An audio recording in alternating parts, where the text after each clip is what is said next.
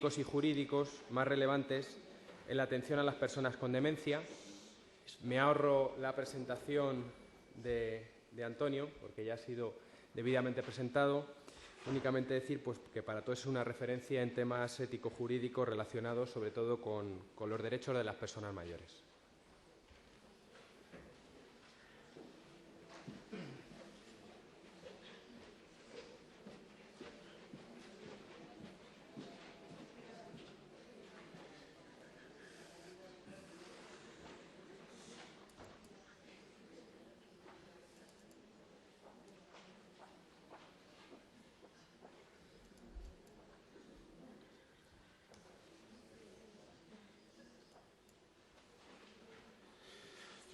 Bueno, pues buenos días a los que se han incorporado más tarde y a los demás volver a saludaros.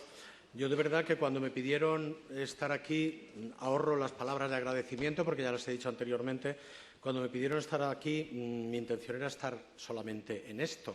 Posteriormente es cuando me han adjudicado lo de la conferencia inaugural y yo traté de desplazarme de esta mesa, pero los organizadores no me lo permitieron. No sé si con buen criterio o con malo, ustedes juzgarán después. Por lo tanto, no tienen más remedio que soportarme en 2 ocasiones. Vamos a ver que sí es para bien. Yo sé que están un poco cansados, que ya es mucho tiempo sentados y vamos a ver de qué manera, porque esto es complicado. Es como aquello de San Agustín, es meter el agua del mar en un pocito, en un agujero en la playa. Hablar de todos los temas, porque además se me ha pedido de todos. Digo, bueno, pero de todos no me va a dar tiempo. Es prácticamente hacer una enumeración. Bueno, pues lo arreglas como a ti te parezca, pero yo pedía que me acotaran un poco esto de temas jurídicos y éticos relacionados con los mayores, porque realmente son muchos. Pero, bueno, me insistían en que no, que hablara un poco de todo y aquí estoy, a ver si soy capaz de hacer un esfuerzo de síntesis y puedo transmitirles a ustedes algunos pensamientos. Bien es verdad que al hablar de todo, pues lo que vamos a hacer es como pasar por un pasillo de una casa e ir abriendo habitaciones a la izquierda y a la derecha sin meternos en ninguna, siguiendo por el pasillo y diciendo aquí hay no sé qué, aquí hay no sé cuántos, y el que quiera profundizar algo más en los temas de los que vamos a hablar, pues evidentemente hay documentos en Internet y el auditorio es lo suficientemente joven como para dominar todo el área de Internet y poder buscar aquellas cosas sobre las que quieran saber algo más. También es cierto que yo estoy a disposición de quien quiera preguntarme algo más, incluso la publicación de un libro mío relacionado justamente con esto, aunque está agotada, y es un tema que se hizo de manera absolutamente gratuita para AFAL y Caja Madrid. Se ha caído el sonido. No, ya. Algún ejemplar queda para ahí.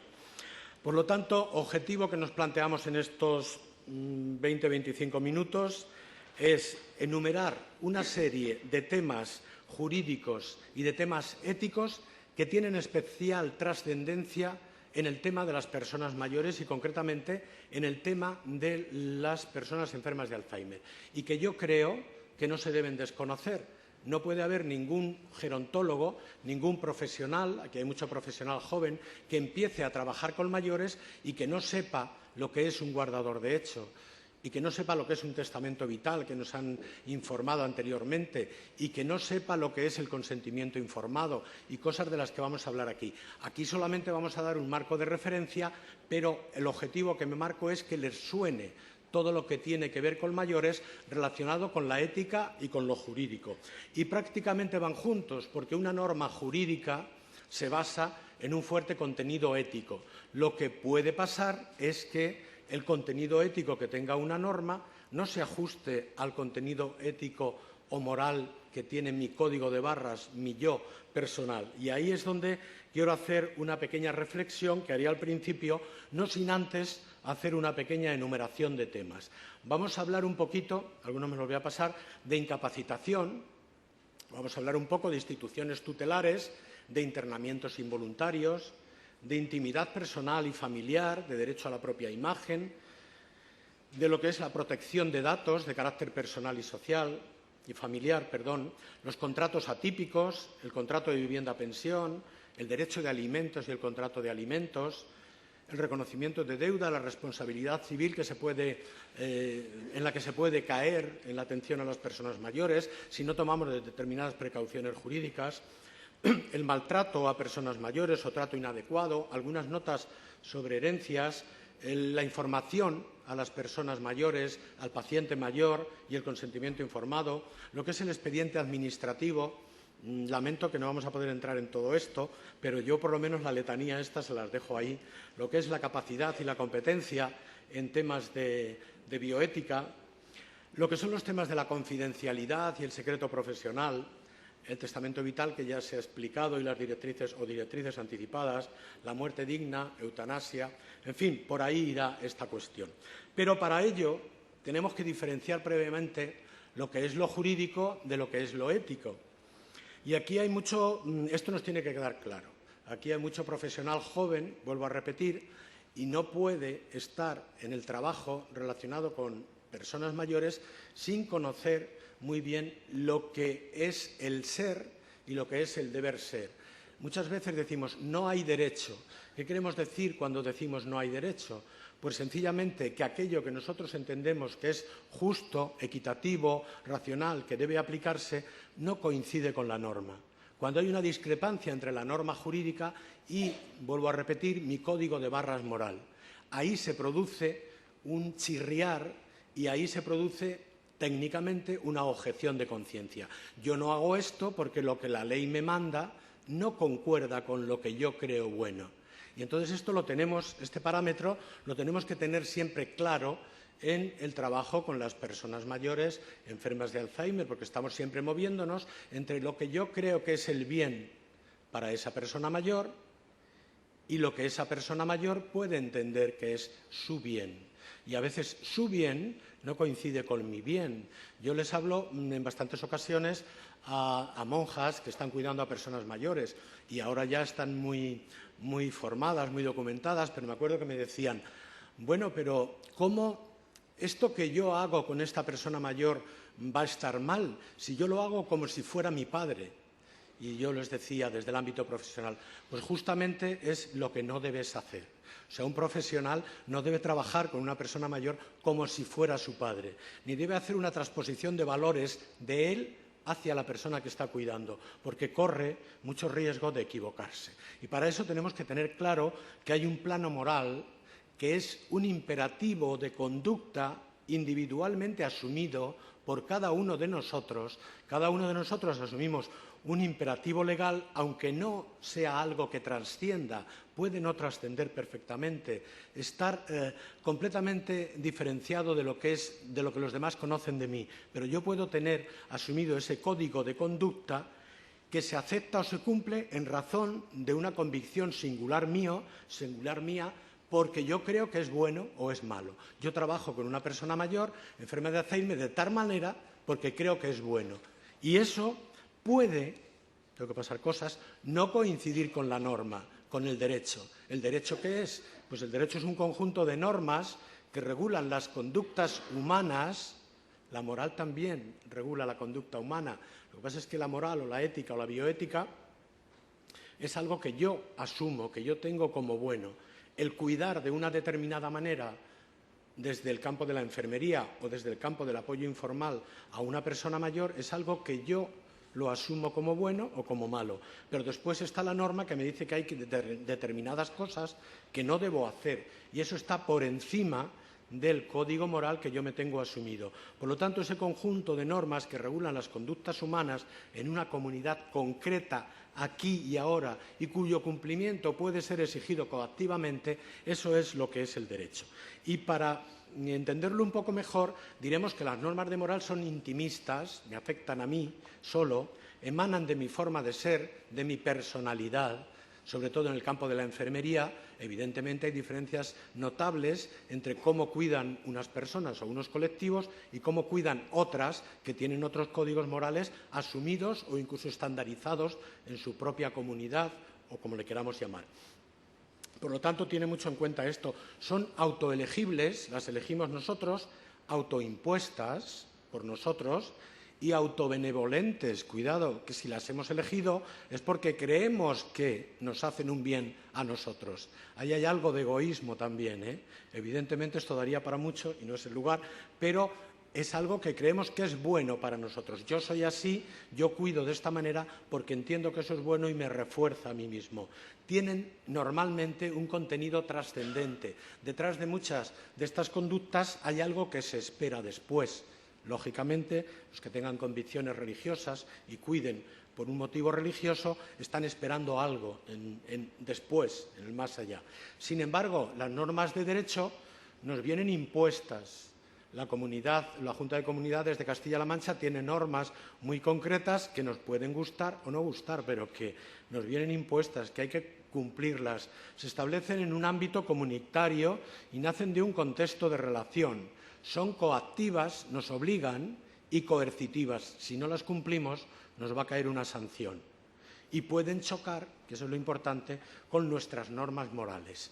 Partiendo de ahí, no os doy más la lata de este tema, pero conviene que lo tengamos claro, que una cosa es lo que yo entiendo como bueno y otra cosa es lo que la norma entiende como bueno. Hay una serie de temas que tenemos que analizar. La persona mayor, simplemente por el mero hecho de ser persona, tiene derecho a la vida, bueno, la persona mayor y la joven.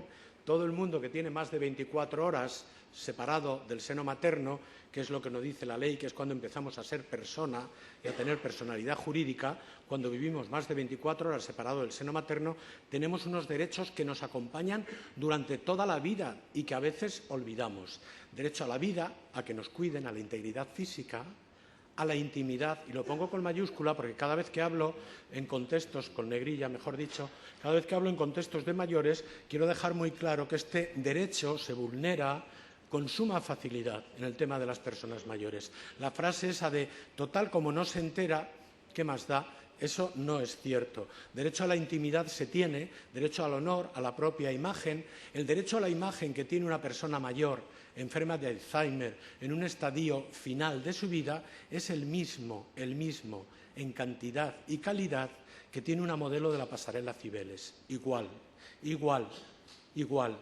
Y a nosotros no se nos ocurrirá sacar una foto en ningún sitio público de una de estas célebres modelos, o modelos hombre o modelos mujer, sin el permiso y sin el previo pago de caja y otras cuestiones. Y, sin embargo, sí nos ocurre con frecuencia sacar una foto de una persona mayor enferma de Alzheimer en una situación lamentable porque entendemos que eso es bueno para no se sabe qué. Bueno, pues probablemente sea bueno, pero pidámosle permiso. Y si no nos lo puede dar él porque está en una situación extrema de absoluta falta de consciencia, pues pidámoselo a su tutor o a su familia. Derecho al honor, derecho a la libertad, a la no discriminación. A veces determinados fármacos cuesta mucho trabajo conseguirlos. ¿Por qué? Porque son para mayores. A veces un trasplante se hace con mucha generosidad en los 35, en los 40 años y con menos generosidad a partir de los 60. La Constitución no dice nada al respecto. Discriminar cuando no discrimina la Constitución no es una buena praxis. Derecho a la igualdad, a la educación, todos estos derechos están en la persona. Bueno, para entender lo que es la incapacitación, tengo que ir dando flashes rápidos, tenemos que entender que la persona tiene lo que se llama capacidad jurídica, que es esto que se adquiere al vivir 24 horas separado del seno materno y ser persona, y que ya no se pierde hasta que un facultativo dictamina la muerte de esa persona, y que es la idoneidad para ser sujeto en las relaciones de derecho, y que eso conlleva los derechos que hemos visto anteriormente, esos que hay ahí. Esto lo tenemos que diferenciar de la capacidad de obrar, que es aquello que adquirimos a los 18 años, que nos hace autónomos y que nos da la posibilidad real del ejercicio de los derechos. Un niño puede heredar una casa con 5 meses, con 12 años, pero no la va a poder vender hasta que no tenga 18. Y no va a poder comprarse una moto hasta que no tenga 18. Si se la compran, serán sus padres, pero él no se lo va a poder comprar, ni formalizar determinados contratos jurídicos. Todo eso tiene que ver con la capacidad de obrar, que es algo que tiene la persona y que adquiere en el Código Civil Español a partir de los 18 años. Y que no se puede, nos acompaña durante toda la vida, salvo que un juez nos lo quite, y es la incapacitación. La incapacitación, cuando incapacitamos a una persona mayor, lo que estamos haciendo es anulando, reduciendo o limitando eso que hemos adquirido en la mayoría de edad, la capacidad de obrar. Por lo tanto, algunos civilistas la han catalogado como muerte civil de la persona. Por lo tanto, es importante que sepamos que cuando incapacitamos a una persona mayor enfermo de Alzheimer estamos haciendo algo importante, probablemente necesario, probablemente racional, probablemente justificable, pero es algo con lo que hay que tener mucho cuidado. Probablemente no nos quede más remedio, pero le estamos cercenando todos esos derechos en su bien, porque la incapacitación es una figura jurídica y es un bien moral también que favorece a la persona mayor, porque puede verse atacada desde distintos contextos y lesionada en sus derechos. Pero que sepamos lo que estamos haciendo. Le estamos quitando eso que adquirió a los 18 años, la plena autonomía, la plena disposición de los derechos. Es la disminución o anulación de la capacidad de obrar declarada por un juez competente, normalmente el de primera instancia, a través de una sentencia firme y por las causas que específicamente se determinan en la ley. No es igual a invalidez. Un profesional nunca debe confundir la incapacitación con nada de eso. No es minusvalía, no es discapacidad. Esto me llevaría tiempo explicar cada cosa, pero evidentemente no es lo mismo. Y se da porque la persona padece una enfermedad o deficiencia psicofísica persistente, no de un tiempo, persistente, que le impide gobernar su vida. Lo tiene que hacer un juez y se tiene que atener a las causas que hay ahí. Por lo tanto, el contexto que nos queda ante la persona mayor, cuando decimos, ¿puede hacer un mayor esto o lo otro, un enfermo de Alzheimer esto o lo otro? Pues depende. Si es capaz, si es una persona capaz, puede hacer todo. Si es una persona incapaz, con sentencia judicial, tendrá que tener un tutor y lo hará por él. Y si es un presunto incapaz, que es una persona que reuniendo todos los requisitos que marca la ley no ha pasado por un juzgado, la mayor parte de las personas mayores enfermas de Alzheimer son presuntos incapaces y tienen un estatuto jurídico diferente. Están gobernadas por un guardador de hecho, que ahora veremos lo que es. ¿Cuáles son las instituciones tutelares? ¿Qué le pasa a alguien que incapacitan? Pues que inmediatamente le tienen que poner alguna de esas instituciones tutelares. Normalmente, de las 4 que marca la ley, normalmente se recurre siempre a la tutela. Tenemos que saber lo que es un tutor, un curador, defensor judicial, no lo vamos a pasar porque es una figura muy sui generis, y el guardador de hecho. Una transparencia por cada una. El tutor es quien representa y cuida, según dice la ley, de la persona y del patrimonio del incapacitado en beneficio de este incapacitado y para la protección del mismo y bajo control judicial. Por lo tanto, cuando hay un tutor, todos los demás de la familia deben desaparecer a la hora de tomar decisiones.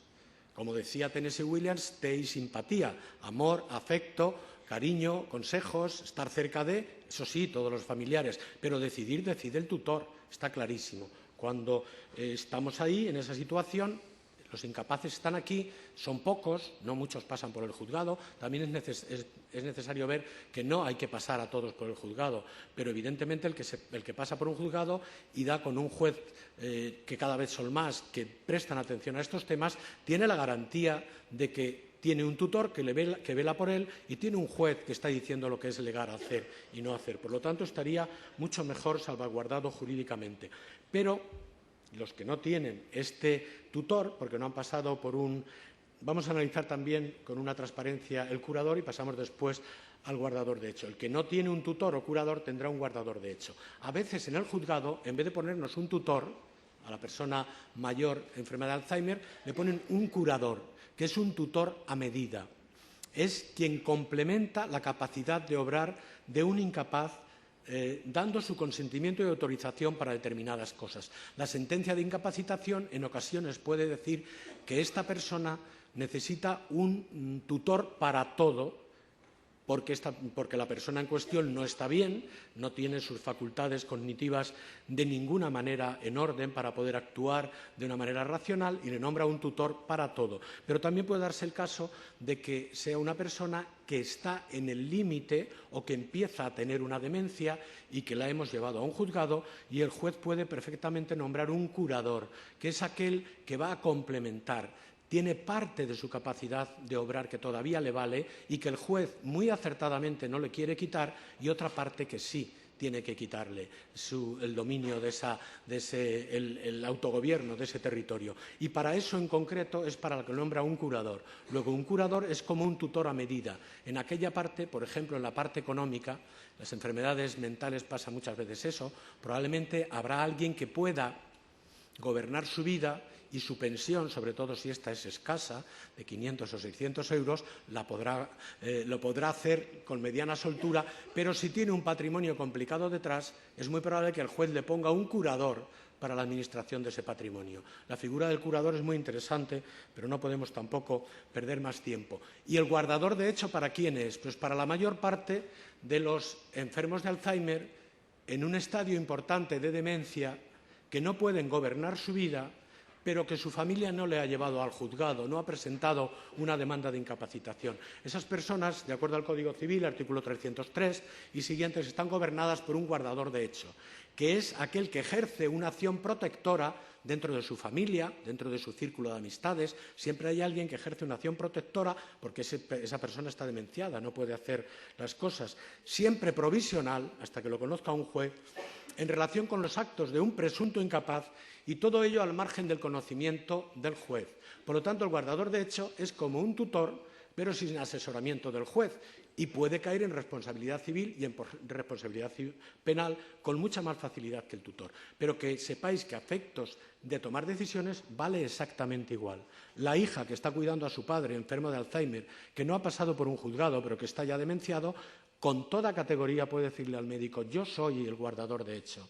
Y como él no puede tomar decisiones, decido yo. No mi hermano de Barcelona que va a venir hoy porque operamos a mi padre. No, yo que estoy todos los días al lado de él. El guardador de hecho, yo siempre digo en los contextos sanitarios, es una figura singularizada. No vale, ya no se hace, pero voy a ponerlo como ejemplo, aquello de familiares de María López. Y el primero que da el paso adelante recibe toda la información. No es una buena práctica. El médico tiene que investigar quién realmente está cuidando de esa persona, que tiene sus facultades alteradas, designar en la historia clínica quién es el guardador y a él, en solitario o en comandita, a veces son 2 o 3, darle la información adecuada. ¿Qué pasa con los internamientos involuntarios? Otra cuestión, pues que nos dice la ley claramente, la ley reformada, no muy antigua, es una ley del año 2000, la ley de enjuiciamiento civil, en su artículo 763, que yo digo que todos los directores de centro lo tenían que tener enmarcado en su despacho, nos dice que el internamiento en un centro de una persona por razón de trastorno psíquico, y las personas enfermas de Alzheimer están ahí de lleno, vuelvo a repetir, el internamiento por razón de trastorno psíquico de una persona que no esté en condiciones de decidirlo por sí misma, aunque esté sometida a tutela, aunque tenga un tutor, necesita autorización judicial. Luego el familiar, lo que he dicho al principio, no puede irrogarse la representación de una persona, su padre, su tío, su abuelo, y decidir por él en cosas tan importantes como el internamiento en un centro. Tiene que pedir autorización judicial. Esta será siempre recabada del tribunal del lugar donde resida la persona afectada por el internamiento. Es una transposición del artículo 211 del Código Civil anterior, que decía que el internamiento de un presunto incapaz, con otras palabras, requiere siempre autorización judicial, salvo que razones de urgencia hiciesen necesaria la inmediata adopción de tal medida, de la que se dará cuenta cuanto antes al juez y siempre en el plazo improrrogable de 24 horas. Luego estamos en un tema serio que normalmente no se cumple, pero que la norma no se debe desconocer, porque evidentemente la mayor parte de los hijos ingresan a su padre en una residencia por razones humanitarias, porque no se le pueden cuidar, porque va a estar mejor, aplicando un principio en bioética que es el principio de beneficencia, indudablemente. ¿Quién lo pone en duda? Pero no dejemos la puerta tan abierta a todas esas situaciones. Pensemos que a lo mejor un 1 por 1000, no voy a decir más, pero pensemos que a lo mejor un 1 por 1000 no lo hace con ese espíritu benevolente, sino por quitarse de encima algo que le molesta. Y ahí tiene que estar el juez. Evidentemente el juez tiene que conocer de estos casos. Si no conoce de estos casos y se ingresa por razones de urgencia, la ley nos dice que es preciso dar cuenta al director del centro o el director del equipo médico, debe insistir también ante el director del centro y el psicólogo en el centro, si lo hay, el trabajador social, deben presionar para que el director del centro lo ponga en conocimiento del juez de primera instancia en el plazo improrrogable de 24 horas, que es cuando lo marca la ley. Aunque perdamos un cliente, imaginaros que estamos en una residencia privada, a lo mejor perdemos un cliente, pero aunque pase eso, es obligación legal. Y el juez tiene que resolver en 72 horas, nos dice la ley. Mandará al médico forense, tomará contacto con la situación y dictaminará si el internamiento debe continuar o no. También, muchísimo más podríamos hablar de esto, pero no tenemos tiempo. Dejamos toda esta serie de temas bioéticos y de temas jurídicos y nos vamos a otro bloque importante. ¿Qué pasa con todos los temas relacionados con la confidencialidad? ¿Es equiparable confidencialidad a secreto médico? ¿Qué derechos protege la confidencialidad? ¿Qué temas éticos toca? ¿Qué destinatarios hay de la información? ¿Tienen los familiares per se, por el mero hecho de ser familiares, derecho a recibir información? ¿Qué familiares? ¿Hasta qué grado? ¿Cómo se compagina la confidencialidad y el trabajo en equipo? ¿Qué cosas hay que contar a los otros y a quién? ¿Qué cosas tiene que decir un trabajador social en una residencia de mayores y a quién? De aquello que le ha informado la familia y de lo que contiene la ficha o el expediente asistencial de trabajador social. ¿Qué cosas tiene que decir a los demás? ¿Y qué otras cosas, por supuesto, se debe abstener de comunicar en la barra del bar, en la cafetería de la residencia, a la señora que está limpiando, al director, no voy a decir a la que está limpiando, al director exactamente igual, habrá cosas que no le importen para nada, que la persona mayor se las haya contado al psicólogo y que no deben salir de ahí, o al médico. Todo esto está relacionado con la confidencialidad. La confidencialidad recoge 3 áreas de trabajo fundamentales: el derecho a la intimidad personal y familiar, el derecho a la propia imagen y la protección de datos. Esos 3 derechos, con 3 deberes éticos que están ahí, en el paciente, en el usuario, existe el derecho a esa confidencialidad y en el profesional existe la obligación de confidencialidad. Eso que está ahí es importante que lo tengamos en cuenta y vamos a analizar cada uno de ellos con otra transparencia nada más. ¿Qué es la intimidad? Pues la intimidad es el derecho que atribuye a su titular, a la persona mayor, el poder de resguardar o preservar un determinado ámbito personal o familiar frente a la divulgación del mismo por terceros o por publicidad. Eso nos dice el Tribunal Constitucional.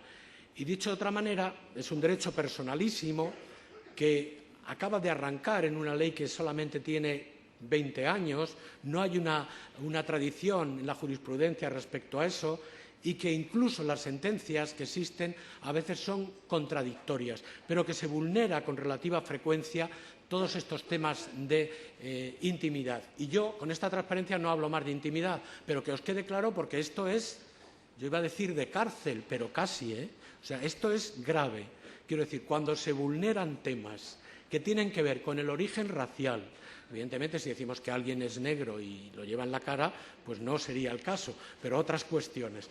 Creencias religiosas, vida sexual, comportamientos sexuales, salud, temas de determinadas enfermedades, sobre todo si son infectocontagiosas. Este señor que nos ha llegado a la residencia parece ser que tiene el SIDA. Vamos a ver hasta qué punto. Esto nos puede llevar, vuelvo a repetir, a una grave responsabilidad. Esta señora que acaba de ingresar parece ser que en su juventud tuvo un prostíbulo en Albacete. Eso nos puede llevar a una grave responsabilidad.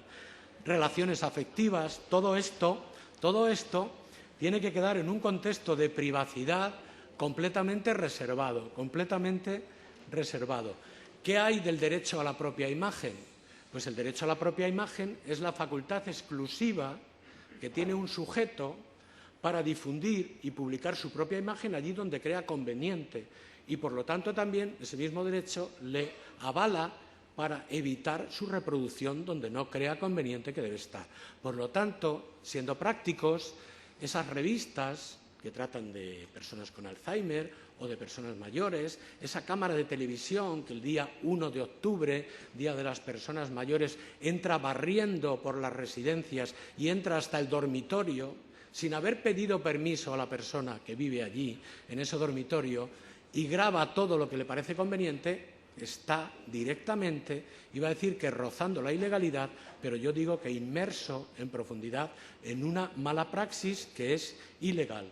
Para grabar a una persona mayor, para reproducir una fotografía, hay que actuar con la misma fineza con que lo podemos hacer con una persona de mediana edad. Hay que pedirle permiso, decirle si parece oportuno. Algunos de los que estáis aquí habéis visto que nos han hecho una foto hace un momento. Pues la reportera nos ha dicho, ¿tienen inconveniente en que les haga una foto? Esto es lo que tenemos que decir a un mayor, evidentemente. Y si no entiende aquello que le estamos diciendo porque no tiene facultades cognitivas, hay que pedirle permiso a su familia. Pero no que aparezca luego en una primera página de una revista diciendo, bueno, como era el tema y ella tiene Alzheimer, pues mira que además ha salido muy bien. No se trata de salir bien o mal, se trata de si ha dado autorización para eso o no. La protección de datos es otro derecho absolutamente reservable, igual. Derecho que atribuye a la persona el control sobre sus propias señas de identidad, sobre su uso y su tráfico, en aras a evitar comportamientos lesivos para su propia dignidad humana y o comportamientos contrarios a derecho. Todos sabéis que cualquier dato que se da ahora, hay teorías muy buenas, la teoría del mosaico, esos ladrillitos pequeños que hay en las piscinas, que colocados de determinada manera nos dan una determinada imagen, y otro símil.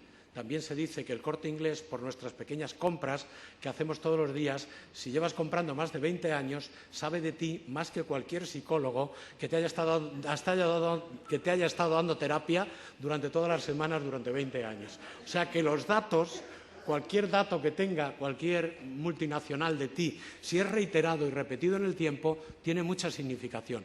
Y no vamos a ir a eso. Vamos a ir simplemente a que hay laboratorios que se informan de las direcciones de las personas mayores y les venden cosas a domicilio sin ningún recato.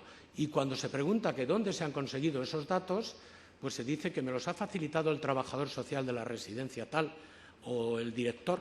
No quiero aquí demonizar a ninguna profesión, pero que tenemos que ser mucho más conscientes de que los datos se dan para un tema concreto, lo dice la ley, y cuando haya acabado ese tema concreto, hay que romper los datos. Si yo, como terapeuta ocupacional del Ayuntamiento de Albacete, decido hacer un curso de natación en verano para personas mayores y me viene algún enfermo de Alzheimer o algún demente senil de otro tipo, o simplemente una persona mayor, muy mayor, y se apunta a ese curso, el curso tiene todos los apoyos necesarios para que aquello salga bien y no hay ningún problema, el curso se realiza, pero una vez acabado nos dice la ley, fijaros hasta qué extremos llega, yo no creo que haya que ser tan estricto, pero la ley llega hasta eso, nos dice la ley que finalizada la actividad para la que se solicitó el dato, hay que romperlos, hay que darle a la tecla de echar en la papelera, en el ordenador, y si el año que viene queremos hacer algo, partir de cero.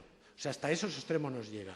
Por lo tanto, ved hasta qué punto estas normas son importantes. Yo me voy a plegar ya, voy a dejar de hacer cosas, simplemente iba a decir que iba a ir abriendo puertas, me he dejado muchas cerradas, porque la información y el consentimiento informado es importante, el maltrato a mayores que está ahí también, simplemente del consentimiento informado, que os quede claro eso, a la persona mayor hay que informarla, hay que ser consciente de que el mayor ha comprendido lo que le hemos dicho, hay que dejar tiempo para que decida, no sobre la marcha, y después vendrá si sí o si no. Y ese sería un poco el esquema del consentimiento informado. ¿Qué decir de los malos tratos? No puedo hablar de las hipotecas inversas, del testamento vital ya has hablado. Hay temas que han sido corregidos en el Código Civil y hay uno de ellos que por lo menos una palabra sí me vais a permitir que diga. Imaginaros el resumen que traigo, esto es un resumen, tendríamos que saber lo que es un legado para favorecer a aquella hija que está cuidando o hijo que está cuidando y no penalizarlo encima de cuidar. Luego en la herencia a lo mejor se lleva menos que los demás. Hay posibilidades de beneficiarlo de muchas maneras y hay ahora una cosa nueva desde el año 2003, la Ley 41 del 2003 de 18 de noviembre, que llama indignidad para suceder. Y esto se conoce muy poco. 756, artículo 756 del Código Civil. Dice, son incapaces para suceder por causa de indignidad, o O sea, el Código Civil, que después de la Constitución es la norma más importante que nos rige a todos los españoles, dice que son indignos para suceder y enumera ahí una serie de cuestiones, entre las cuales está el hijo que ha maltratado a su padre, el que tal y cual. Pero nos dice, tratándose de la sucesión de una persona con discapacidad, y discapacitado es un enfermo de Alzheimer, evidentemente, pues tratándose de eso, las personas con derecho a herencia que no le hubieran prestado las atenciones debidas. Yo creo que más claro no puede ser el Código Civil. O sea, que cualquier hermano o grupo de hermanos puede declarar incapaz para sucederle en la herencia a ese hermano que dice, no, es que mi mujer no quiere colaborar, es que yo soy un hombre y no sé estas cosas. Bueno, pues podría entrar de lleno ahí. Vuelvo a repetir, perdonadme el abuso, la constitución de un patrimonio protegido, perdonadme el tiempo que he estado con esto. Algo importante también, que no quería dejar de que vierais, era el apoderamiento preventivo, quedaros simplemente con el nombre. Hay muchísimos temas que yo, como veis, soy incapaz de meter en 20-25 minutos que llevo hablando. Por lo tanto, yo creo que sería bueno que, por otras personas, eminentes juristas que hay en Albacete, pues estos temas los profundizaréis un poco más, pero evidentemente no se puede trabajar con personas mayores, con personas enfermas de Alzheimer, sin tener una mínima cultura jurídica y saber un poco por qué lado estamos mal enfocados, porque la buena praxis, evidentemente, se nos exige a todos en nuestras profesiones. Yo, muy gustoso, estaré encantado de ampliar cualquiera de estos temas cuando la asociación me lo pida y en cualquier contexto. Muchísimas gracias a todos.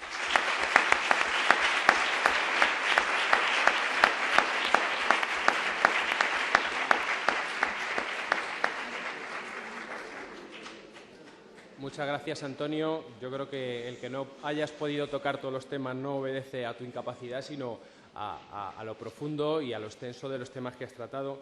En cualquier caso, por lo sintética y clarificadora, a mí me ha parecido realmente brillante la exposición y el análisis sobre la incapacitación y los internamientos.